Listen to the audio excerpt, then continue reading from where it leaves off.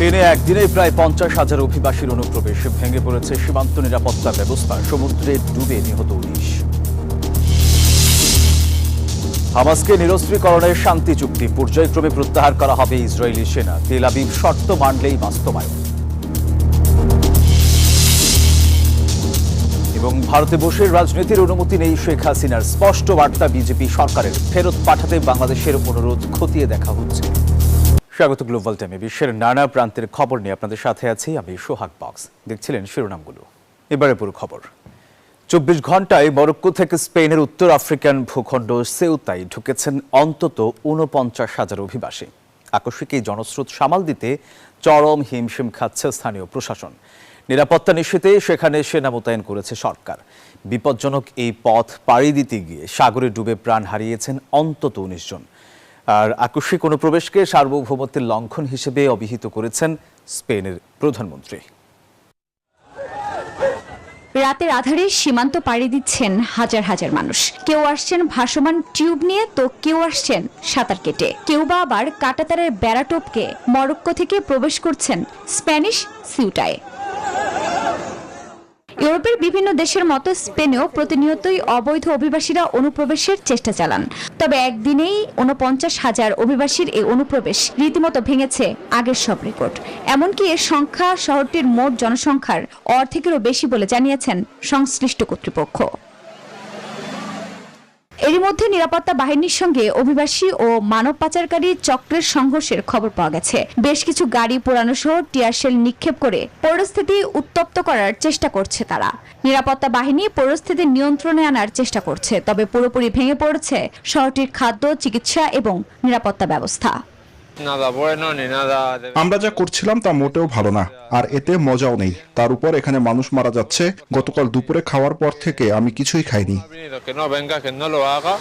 এদিকে অবৈধ এই অভিবাসনকে ইউরোপের সীমান্ত নিরাপত্তার জন্য বড় হুমকি হিসেবে দেখছে প্রতিবেশী দেশগুলো। একে দেশটির সার্বভৌমত্বের লঙ্ঘন ও আক্রমণ হিসেবে অভিহিত করেছেন প্রধানমন্ত্রী পেদ্রো সানচেজ। এদিকে সংকট নিয়ে মরক্কোর সঙ্গে যোগাযোগ করা হচ্ছে বলে জানান ইউরোপীয় ইউনিয়নের president Ursula von der Leyen. Afrin Mou, news 24। গাজায় স্বাধীনতাকামী সংগঠন হামাসকে সম্পূর্ণ নিরস্ত্রীকরণের একটি ঐতিহাসিক চুক্তিতে পৌঁছার ঘোষণা দিয়েছেন মার্কিন president Donald Trump. Board of পিসের অধীনে এই পরিকল্পনার আওতায় গাজা থেকে পর্যায়ক্রমে ইসরায়েলি সেনা প্রত্যাহার করা হবে। আর এই শান্তি চুক্তিতে এরই মধ্যে সম্মত হয়েছে হামাস। চুক্তির পূর্ণ বাস্তবায়নে মিশরের কায়রোতে খুব শিগগিরই মধ্যস্থতাকারী দেশগুলোর একটি গুরুত্বপূর্ণ বহুজাতিক বৈঠক অনুষ্ঠিত হতে যাচ্ছে, যা তৈরি করবে ফিলিস্তিন পুনর্গঠনের পথ। মধ্যপ্রাচ্যের যুদ্ধবিধ্বস্ত প্রান্তরে এবার শান্তির সুবাতাসের আভাস। অবরুদ্ধ গাজায় সংঘাত থামাতে এক যুগান্তকারী চুক্তিতে পৌঁছেছে ডোনাল্ড ট্রাম্পের বোর্ড অব পিস। মার্কিন প্রেসিডেন্টের ঘোষণা অনুযায়ী হামাস সহ সব স্বাধীনতাকামী সংগঠনকে পুরোপুরি নিরস্ত্র করার পাশাপাশি উপত্যকাটি থেকে ধাপে ধাপে বিদায় নেবে ইসরায়েলি বাহিনী। ধ্বংসস্তূপের বুকে নতুন ভোরের আশায় ঐতিহাসিক এই চুক্তিতে এরই মধ্যে আনুষ্ঠানিক সম্মতি জানিয়েছে হামাস। আন্তর্জাতিক বাহিনীর কাছে নিজেদের অস্ত্র হস্তান্তরের এই যুগান্তকারী সিদ্ধান্ত গাজার অবরুদ্ধ জীবনে এক নতুন সূচনার প্রবল প্রতিশ্রুতি দিচ্ছে। তবে কাগজে কলমের চুক্তির চেয়ে মাঠ পর্যায়ের বাস্তবায়নকে সবচেয়ে বেশি গুরুত্ব দিচ্ছে বোর্ড অব পিস। বোর্ডের প্রতিনিধি নিকোল স্লানদেভ কড়া সতর্ক বার্তায় জানিয়েছেন, নিরস্ত্রীকরণের প্রতিটি পদক্ষেপের সঙ্গে পাল্লা দিয়েই ইসরায়েলি সেনা প্রত্যাহার নিশ্চিত করতে হবে। আমাদের সামনে রয়েছে ফিলিস্তিনিদের দ্বারা শাসিত এবং ইসরায়েলের সাথে শান্তিতে থাকা একটি পুনর্নির্মিত গাজা, সেই সাথে ইসরায়েল ফিলিস্তিনি সংঘাতের একটি অর্থপূর্ণ সমাধানের রাজনৈতিক দিগন্ত। যুদ্ধবিরতি ও গাজা পুনর্গঠনের এই বিশাল কর্মযজ্ঞকে বাস্তবে রূপ দিতেই শিগগিরই মিশরের কায়রোতে বসছে বহুজাতিক বৈঠক। সেখানে এই রোডম্যাপের শর্তগুলো নিখুঁতভাবে পালনের নিশ্চয়তা খুঁজবেন যুক্তরাষ্ট্র, কাতার ও তুরস্কের মধ্যস্থতাকারীরা। Desk report, news 24। যুক্তরাষ্ট্রের হামলার জবাবে এবার কুয়েত, বাহরাইন ও জর্ডানের মার্কিন সামরিক ঘাঁটিতে পাল্টা হামলা চালিয়েছে ইরানের বিপ্লবী গার্ড বাহিনী আইআরজিসি। আইআরজিসি জানিয়েছে, তাদের হামলায় কুয়েতের মার্কিন ঘাঁটিতে 2টি ড্রোন হ্যাঙ্গার ও একটি জ্বালানি ডিপো পুরোপুরি ধ্বংস হয়েছে। এছাড়া জর্ডানের ঘাঁটিতে হামলায় ধ্বংস করা হয়েছে 3টি F-35 যুদ্ধ বিমান। এর আগে ইরানের কেশম দ্বীপে যুক্তরাষ্ট্রের বোমা হামলায় 2 বছরের শিশুসহ এক দম্পতির মৃত্যু হয়। আহত হয় আরও 2 শিশু। এছাড়া জানজানে মার্কিন হামলায় প্রাণ হারান 3 আইআরজিসি সদস্য। কিশদ্বীপ, বুশেহর ও খুজেস্তানের 4টি স্থানেও ঘটে বিস্ফোরণের ঘটনা। ভারতের মাটিতে বসে শেখ হাসিনাকে রাজনৈতিক কর্মকাণ্ড চালাতে দেয়া হচ্ছে না, আর তাকে ফেরত পাঠাতে বাংলাদেশের অনুরোধ খতিয়ে দেখা হচ্ছে। ভারতীয় সংসদীয় কমিটিকে এই কথা জানিয়েছে নরেন্দ্র মোদীর নেতৃত্বাধীন সরকার। ভারতের পররাষ্ট্র বিষয়ক সংসদীয় কমিটির ভারত বাংলাদেশ সম্পর্কের ভবিষ্যৎ শীর্ষক প্রতিবেদনে উঠে এসেছে এসব তথ্য। এদিকে গঙ্গা পানি বন্টন চুক্তি নবায়নের দ্বিপক্ষীয় আলোচনা শুরু না হওয়ায় উদ্বেগ প্রকাশ করেছে সংসদীয় কমিটি। ছাত্র জনতার অভ্যুত্থানের মুখে 2024 সালের 5 আগস্ট ভারতে পালিয়ে আশ্রয় নেন শেখ হাসিনা।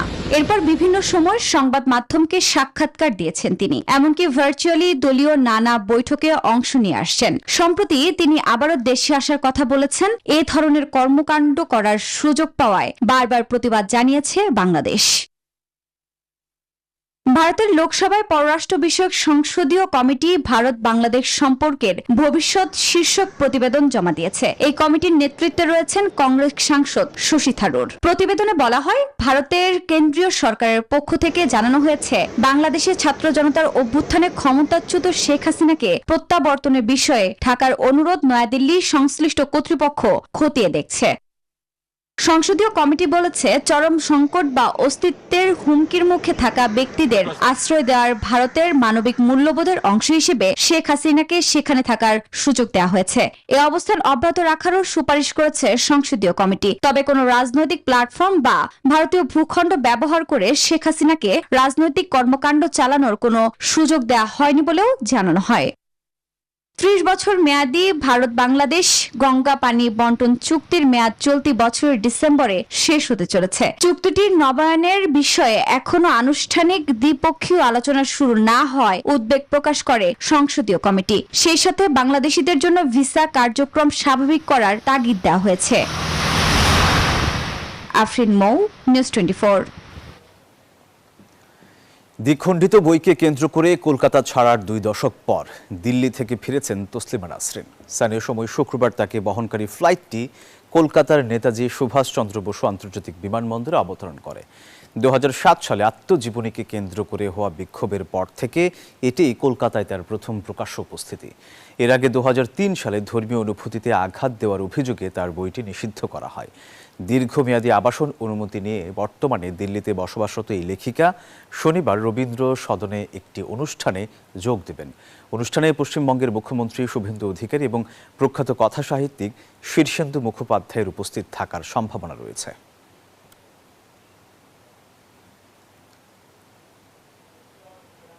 পাকিস্তানের ব্রড পিক পর্বতে ভয়াবহ তুষার ধসে বিশ্ববিখ্যাত নেপালি পর্বতারোহী নির্মল নিমসপুরজাও সহ নিখোঁজ হয়েছেন 10 পর্বতারোহী। স্থানীয় সময় বৃহস্পতিবার দুপুরের দিকে 8047 মিটার উচ্চতার এই পর্বতশৃঙ্গে তুষার ধসের পর দলটির সঙ্গে আর কোনো যোগাযোগ স্থাপন করা সম্ভব হয়নি।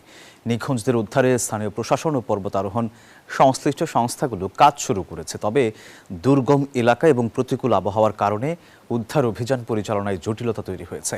নিখোঁজ দলটিতে নেপালের 5 জন সদস্য ছাড়াও যুক্তরাষ্ট্র, চীন ও ওমানের 1 জন করে পর্বতারোহী রয়েছেন। দর্শকের এই ছিল নিউজ 24 গ্লোবাল টাইমে। ধন্যবাদ সবাইকে।